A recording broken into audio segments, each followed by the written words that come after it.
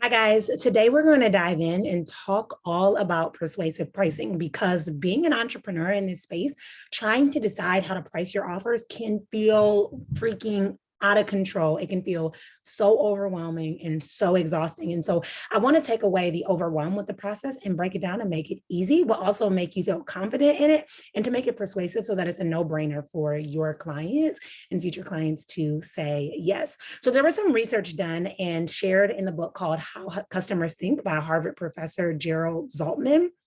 And in the book, he estimated that about 95% of purchasing decisions are made from the subconscious mind. And so if we stop trying to rationalize our way into pricing, we can really relate to customers on a deeper level.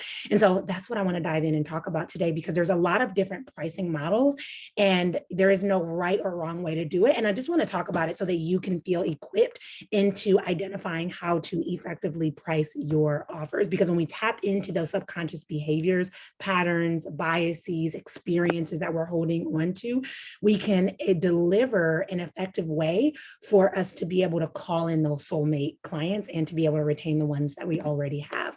So there's 4 different options when it comes to pricing structures. There's prestige pricing, there's charm pricing, there's comparative pricing, and there's spiritual pricing. Now, there are a lot of other options. If you were to Google like the psychology behind pricing, there's a ton of other ideas and options and ways that you can go about pricing. But these are the ones that I've kind of narrowed down. And these were the ones, honestly, that I was taught as I was coming into this space by my coach as well, that have been helpful. There's competitive, which is similar to comparative. There's a ton of other ones. But prestige pricing, let's dive in and start talking about it, is based on the feeling, okay? So a lot of people wonder why, if you've ever seen like in the grocery store, why things are priced a certain way. If you ever seen online why things are priced a certain way, with prestige pricing, there is this idea of like this luxe or the highly valued customer experience, hence the word prestige, okay? So this is where the pricing model is set at a high level, recognizing that lower level pricing kind of creates this idea that like maybe it's not of great value. Not to say that things can't be high value, it just creates that same kind of idea. So when you price at that high level, you're setting that intention, or you're setting that tone that this is going to be high quality and exclusive. So it gives people that drive or that passion or that desire to rush in, to grab their spot, to join, because it makes it just seem exclusive and it makes it seem exquisite. I mean, think about like when I think about product-based businesses, I think of like some of those high-end like purses or things like that. So like Louis Vuitton or red bottom shoes or anything like that. This is an example of prestige pricing. It's still a purse, just like anything else is, but it gives that like luxe feeling, okay? And this type of pricing model is based on feelings.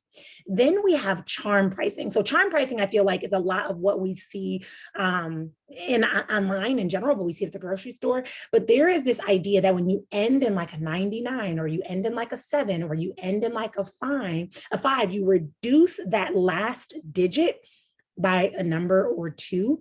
And this comes across as like the way it resonates with our brain is almost like $2.99 is different than $3. $2.99, a lot of people may say that it's $2 versus $3. So because it registers in our brain as a different value, you feel almost like you're getting a deal. So this is why you'll see like books priced at $9.95, or this is why you'll see coaching programs priced at $9.97 instead of $1,000, because there seems to be a massive difference between $9.97 and $1,000, okay? And it creates this, I don't know, this feeling in our brain that we're saving money. The human mind subconsciously registers that as reasonable when you sell something for $5.97, but $600 may just feel a little bit more unreasonable. So that little $3 difference feels like there's some level of like a savings, and people seem to really, really like that, because they believe that they're saving significantly more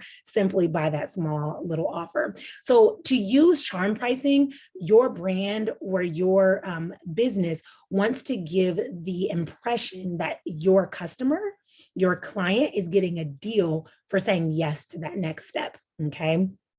Again, that's where that rounded prices comes in, and that's where it seems really, really valuable. This works super well with payment plan options, and it works super well with tripwire offers or low ticket offers as well, because you get them into your funnel at a low ticket offer, or you catch them at a tripwire, and that works really, really well. So you'll notice a lot of my tripwires are $37 or $47.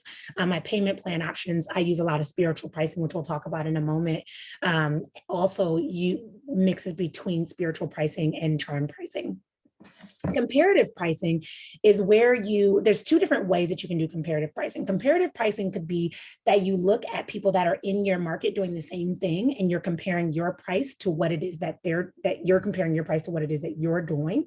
So you could say something like the average certification goes for $5,000 for one certification versus $5,000 for this package of certifications, or something like that, right?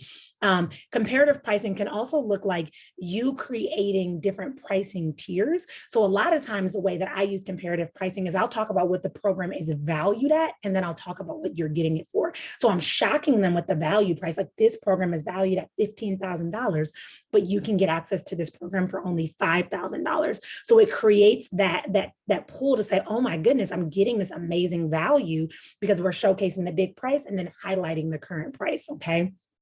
A lot of people will do that. If you see like the slash out, that's comparing what it used to be to what it is now, and they like strike through the old price. And so it really highlights why you should say yes to this next step, because that comparative pricing makes you think it's like a no-brainer to get in on this price, okay? So the problem with comparative pricing is that sometimes people can come to question, well, why are you discounting it?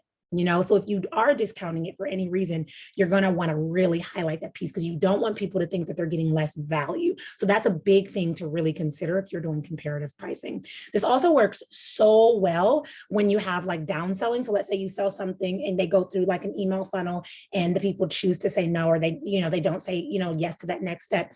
Downselling lets them know that they're still getting value for an affordable price. Or if you're upselling, you could talk about why you're upselling into something great, but all of the benefits that come with it. So if you're doing comparative pricing, let's say that you have a conference and someone is getting into your conference for $497, but they can get the VIP option for $997, where they get your conference, a call with you, and a passive course or something like that. Now you want to highlight why that price is comparative to the former price, but why it's of such great value, okay? And then finally, we have spiritual pricing, which is really my favorite. Spiritual pricing is where you lean into like the feeling of what that price equates to as far as the meaning behind it. So spiritual pricing, like with any psychological pricing in general, it's the practice of creating more value for your consumers, okay? You want them to look at what it is that you have to offer and perceive the value that they're going to get by saying yes to this next step, okay? So you want to be able to accurately gauge how much your consumers are emotionally responding to your prices. And this is especially important with spiritual pricing. So with spiritual pricing, you use different angel numbers. If you're not aware of angel numbers, this is like repeating numbers. So like you might use something like 444, or one of my tripwires is $44. One of my best-selling courses is $444. I've sold my certification for $4,444. So using these different spiritual pricing or these angel numbers creates this like connection with those who are spiritual, and it creates the positive meaning. So a lot of the spiritual pricing is all about alignment too. And so you could Google to see different meanings of like spiritual meanings. But like, for example, 444 is being surrounded by angels and you being highly focused on what you're moving towards and you being guided towards that. 7 has the spiritual meaning of completion. So you really completing this chapter and bringing it all together.